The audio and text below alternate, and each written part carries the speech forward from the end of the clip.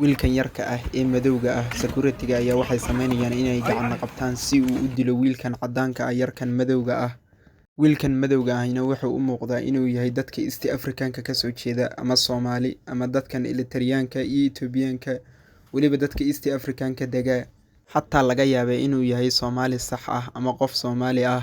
Waxaana muuqata in si aad ah loogu tacadiyay yarkan. Halka muuqaalkan laga duubay ama dhacdadan ay ka dhacday waa mid ka mid ah wadooyinka London ama caasimadda dalka Ingiriiska. Waxayna u muuqataa sheekadu markii aad sii fiirsatid 3 nin iyo 1 nin, taas oo ka dhigan in aan la isku fasixin 2 nin oo isku da' ah ama 2 wiil oo yaryar oo isla eg, loona kala hiiliyay security-gana ay u kala hiiliyeen. Muuqaalka dhexdiisa sidoo kale waxaad ka arkaysaa inay wadada marayaan dad aad u tiro badan oo kala duwan, kuwaasoo isugu jira caddaan iyo madow, balse hal qof oo madow ah oo sheekadan soo dhex galay ama ciidan kale caliyay ma jiro. Halka maamo caddaan ah oo dadkii wadada marayay ay ka mid ahayd ay ku dhiiratay in ay wiilka u soo qabato alaabtii iyo boorsadii ka dhacday ayna u keento, balse wiilkan madowga ah oo tacadiga loo geystay nasiib ayuu leeyahay oo waxa uu joogaa waddan sharci uu ka jiro.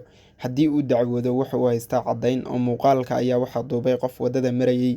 Muuqaalkaas ayaa caddayn u noqon kara. Haddii uu dacwoodana waxay mutaysan karaan raggan security-ga ah xabsi aad u dheer, wiilkuna waxa uu heli karaa magdhow, ayagana waxay mutaysan karaan in xabsi loo diro, shaqadana laga cayriyo.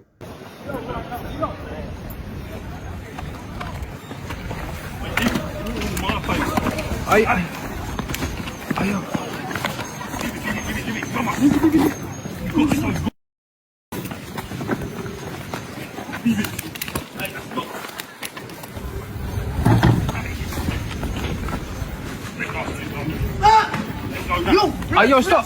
Ayo, chill. Ayo, chill. I chill. Muay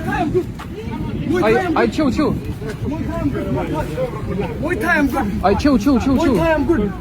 I'm good Muay Thai. I chill. Cheese my bag, cheese my bag. Chill. My bag, the bag. Here, your bag is...